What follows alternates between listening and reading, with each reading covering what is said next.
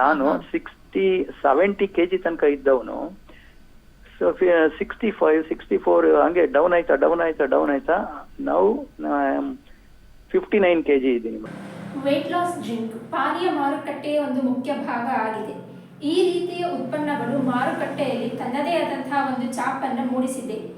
Herbal life ಇದರಲ್ಲಿ ಒಂದು ಉತ್ಪನ್ನ ಆಗಿದೆ. ಡಾಕ್ಟರ್ ಸಜೆಸ್ಟ್ ಮಾಡಿ ಚೆನ್ನಾಗಿ ಬೈದಾಕ್ಬಿಟ್ರು ನನಗೆ. ಏನ್ ತಗೋತಿದ್ಯಾ ಅದೆಲ್ಲ ಮೈಕ್ರೋನ್ಸ್ ಇರ್ತದೆ, ಬೇಕಾಗಿಲ್ಲ ಬಿಸಾಕಿದನ್ನೆಲ್ಲ, ಇಲ್ಲ ಅಂದ್ರೆ ICUಗೆ ಹೋಗ್ಬಿಟ್ಟು ನೀನು ಹೋಗ್ಬಿಡ್ತೀಯಾ ಈ ತರ ತಕೊಂಡ್ರೆ ಇದನ್ನ ಅಂತ ಹೇಳಿದ್ಮೇಲೆ ನಾನು ನಾರ್ಮಲ್ ಆಗಿ ಇನ್ಸುಲಿನ್ ತಕೊಂಡು ಮೆಡಿಸಿನ್ ತಕೊಂಡು ಈಗ ಸ್ವಲ್ಪ ಆರಾಮಾಗಿದ್ದೀನಿ ಮೇಡಮ್. ಖಂಡಿತ ಸರ್. ಹರ್ಬಲ್ ಲೈಫ್ ಅನ್ನೋದು ಒಂದು ಜಾಗತಿಕ ಆಹಾರ ಕಂಪನಿ. ಇದು ಜನರಿಗೆ ವಿವಿಧ ರೀತಿಯ ಆಹಾರ ಪೂರಕ ಮತ್ತೆ ತೂಕ ನಿರ್ವಹಣೆಯ ಉತ್ಪನ್ನಗಳನ್ನು ಕೊಡ್ತಾ ಇದೆ.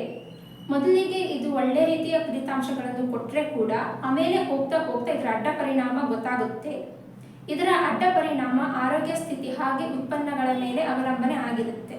ಹರ್ಬಲ್ ಲೈಫ್ನ ಅಡ್ಡ ಪರಿಣಾಮ ಹೀಗಿರುತ್ತೆ. ಮೊದಲನೇದು ಜೀರ್ಣಕ್ರಿಯೆ ಸಮಸ್ಯೆ, ವಾಂತಿ, ಭೇದಿ, ಹೊಟ್ಟೆ ಉಬ್ಬರ, ಮಲಬದ್ಧತೆ, ಗ್ಯಾಸ್ ಕೆಲವರಲ್ಲಿ ಕಾಣಿಸಿಕೊಳ್ಳುತ್ತೆ. ಇದು ಉತ್ಪನ್ನಗಳಲ್ಲಿರುವ ನಾರಿನಾಂಶದಿಂದ ಕಂಡುಬರುತ್ತೆ. ಎರಡನೇದು ಯಕೃತ್ ಅನಾರೋಗ್ಯ. ಕೆಲವರಲ್ಲಿ ಈ ರೀತಿಯಾದಂತಹ ಉತ್ಪನ್ನಗಳನ್ನು ಸೇವನೆ ಮಾಡಿದ ನಂತರ ಲಿವರ್ ಹಾನಿಯಾಗಿರುವುದು ಕಂಡುಬಂದಿದೆ. ಇದರ ಲಕ್ಷಣಗಳು ಕಾಮಲೆ ರೋಗ, ಸುಸ್ತು ಹಾಗೆ ಹೊಟ್ಟೆ ನೋವು. ಇನ್ನು ಕೆಲವರಲ್ಲಿ ಹೆಪಟೈಟಿಸ್ ಕೂಡ ಕಂಡುಬಂದಿದೆ. ಸ್ಥಿತಿ ಗಂಭೀರ ಆದರೆ ಲಿವರ್ ಟ್ರಾನ್ಸ್ಪ್ಲಾಂಟೇಷನ್ ಅಂದರೆ ಯಕೃತ್ ಕಸಿ ಮಾಡಿಸ್ಕೊಳ್ಬೇಕಾಗಿರೋ ಸಾಧ್ಯತೆಗಳು ಬರಬಹುದು. ಮೂರನೇದು ಹೃದಯ ಸಮಸ್ಯೆ. ಈ ತರಹದ ಉತ್ಪನ್ನಗಳಲ್ಲಿ ಕೆಲವು ಉತ್ತೇಜಕ ಇರುತ್ತೆ. ಇದು ಹೃದಯ ಬಡಿತ, ಹೃದಯ ಕಂಪನ ಹಾಗೆ ರಕ್ತದೊತ್ತಡನ ಜಾಸ್ತಿ ಮಾಡುತ್ತೆ. ನಾಲ್ಕನೇದು ಅಲರ್ಜಿ. ಕೆಲವು ಪದಾರ್ಥದಿಂದಾಗಿ ಚರ್ಮ ತುರಿಕೆ, ದದ್ದು ಹಾಗೆ ಊತ ಕಾಣಿಸ್ಕೊಳ್ಳುತ್ತೆ. ಇನ್ನು ಕೆಲವರಲ್ಲಿ ಉಸಿರಾಟದ ಸಮಸ್ಯೆ ಕೂಡ ಕಂಡುಬರಬಹುದು.